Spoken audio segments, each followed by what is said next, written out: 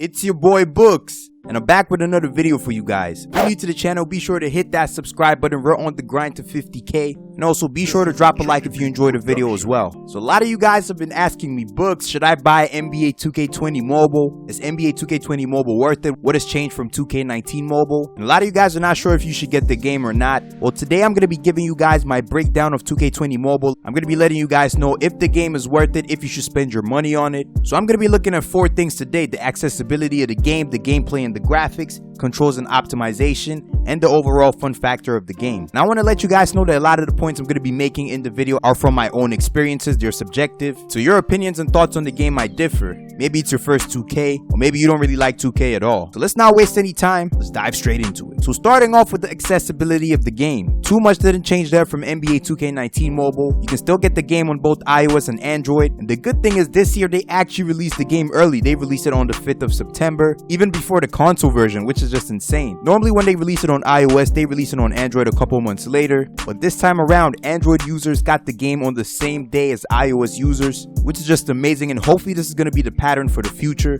because you Android users, you've been done dirty for a long time.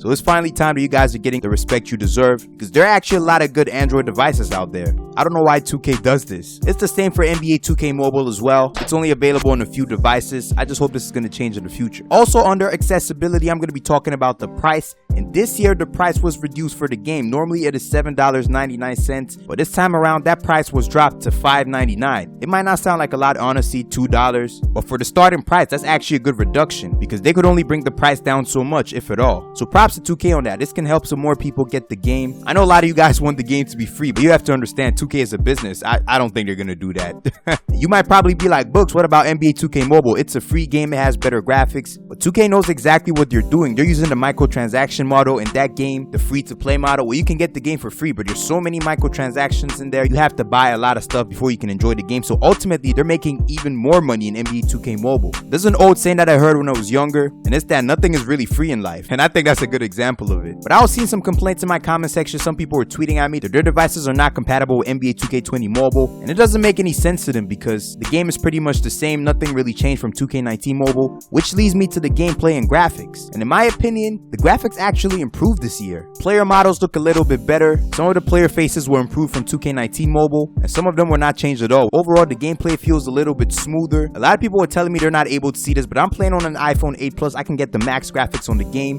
and I could get the max graphics on 2K19 Mobile as well, so I'm able to tell the difference. But if your device is not good enough to where you cannot get good enough graphics, you probably won't be able to notice this. So as I said, the gameplay feels a little bit smoother overall. It seems like they tuned the gameplay down. It feels a little bit more realistic. It might just be a placebo effect, but if 2K actually tuned the gameplay a little bit, props to them. So still on the gameplay, I'm going to be talking about the game modes as well, and too much didn't really change. In Quick Game, for example, they just changed the interface when you're selecting your team. It looks really nice, I'm not gonna lie, but they didn't add any new jerseys to the game at all. They didn't add any new teams, no historic teams. It's pretty much the same, except we have updated rosters. Some players are missing as well from the lineups. For example, Dwight Howard is not on the Lakers, and I think there's some other players as well that are not on the appropriate teams. Hopefully when the NBA season actually starts, 2K is gonna make a roster update. They normally make some roster updates during the year, and I'm just hoping they're gonna do this for this game as well. On the association mode, nothing really changed there at all. I haven't really played it, but a lot of people were telling me it's the same exact thing. They did not even update the overalls for any of the players. They're the same from last year, and that's so lazy on 2K's part. For the rookies as well for this year, the new draft class, they just gave them some random overalls. Zion is an 86 overall, for example. It doesn't make any sense. All the rookies have the same animations, the same jump shots, the same crossovers. That's just lazy on 2K's part. But I mean, I can understand as well, because this game is toned down from the console version, so it makes sense why they don't put their all into it. And also the game is $5.99 as well, so you cannot expect it to be as good as the console version. But there's some minor things that they could have done to tweak it that would have made it excellent in my opinion. The attribute updates, the roster updates, these are some examples. Now moving on to my career, too much didn't really change there as well. Although they did make some changes that were amazing. For example, they now allow you to select Hall of Fame difficulty in my career. And I'm not gonna lie, we asked for this, but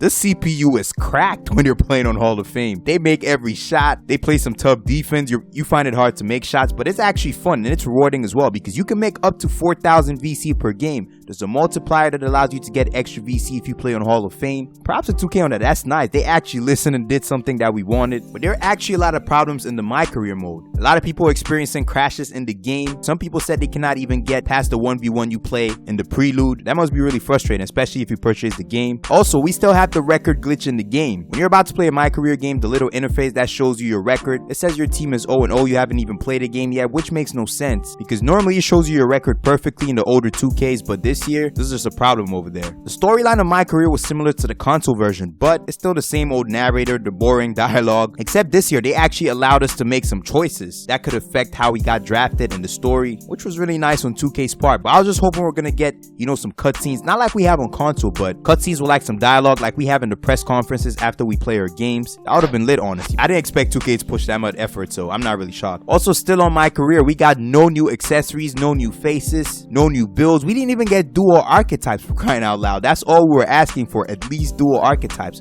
On console, we have a whole different system now, but we have the same old archetype system from 2K17, which is just sad, man. If we got dual archetypes, at least that would have been nice. Also, there are no new badges in the game. We still cannot get our badges up to Hall of Fame just to gold. We can't even edit our player's wingspan. We can't edit the weight. We can't even choose our nickname, for crying out loud, or even the city or state we come from. We could do all of this in the previous 2Ks. I don't know why they took it out, honestly. And I know I'm ranting a lot, but I just want the game to be the best version it can be. Although, don't get me wrong, I actually have a lot of fun playing this game, which leads me to my next point, the controls and optimization. This makes the game very fun to play because last year they gave us the option to customize our control layout, which is very nice. You can put the controls wherever you want on your screen. You can even use a controller this year. You can connect your PS4, your Xbox controller.